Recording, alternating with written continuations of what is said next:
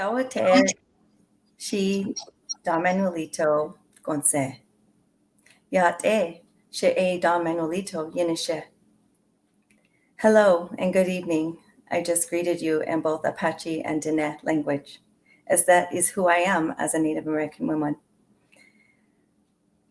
It was 2015, and as I approached the door to the gymnasium of one of many on our tribal lands, my mother and I walk into the doors and we look and we search for a seat. And as we're looking for a seat, I notice people. You could feel the heaviness. You could feel the hurt, the pain, the grieving. We find a seat and we get settled. And as we're looking and we're sitting, just observing, waiting for services to start of my uncle's funeral,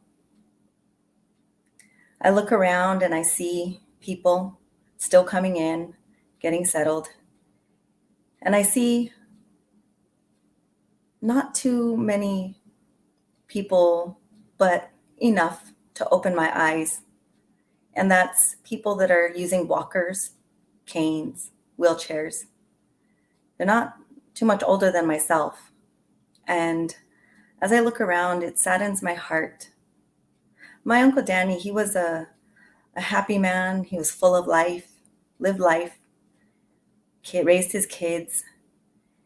And this disease from the inside out that we cannot see starts with the toes, then the foot, then the leg, and eventually our life, his life. This disease was called diabetes.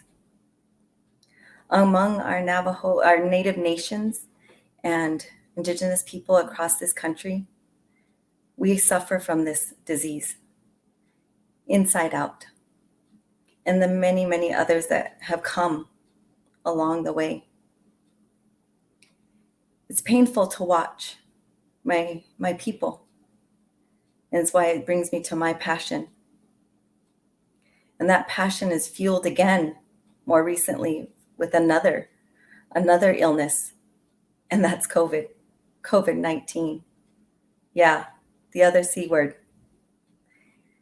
And it's painful. It's taken friends and family, more recent, in this past 10 months, 9 months, 8 months.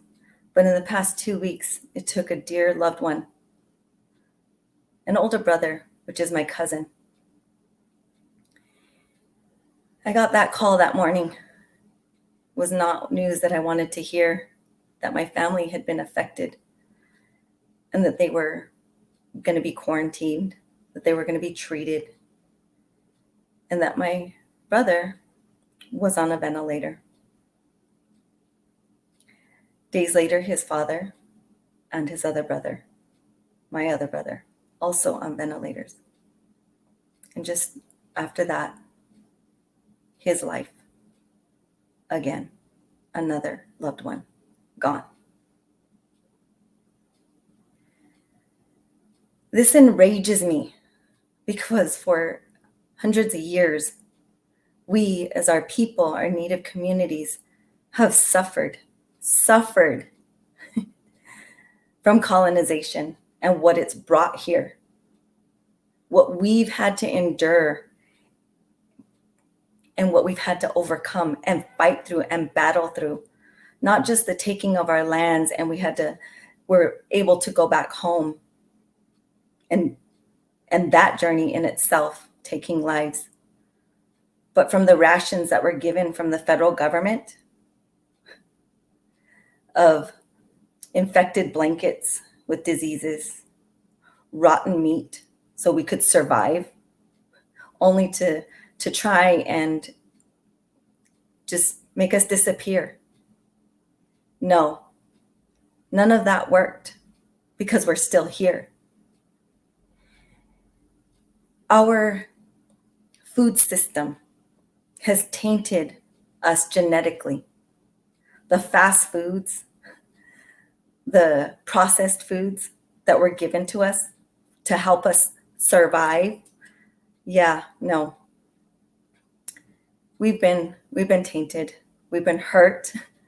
And that just fury rages inside of me. Because as I'm passionate about what I teach from the inside out, gut health, to help fight these disparities among our people of heart disease, diabetes, cancer, which were all foreign to us before colonization. We ate from the land. We ate our corns, we grew them, corns, beans, squash, all these indigenous foods, our herbs, our plants, the medicinal medicines from our herbs and plants that we could use to fight off any kind of common cold. Not a virus, not a disease. We were physically fit. We had that in cardio endurance. And we were able to overcome these things. However, that silent killer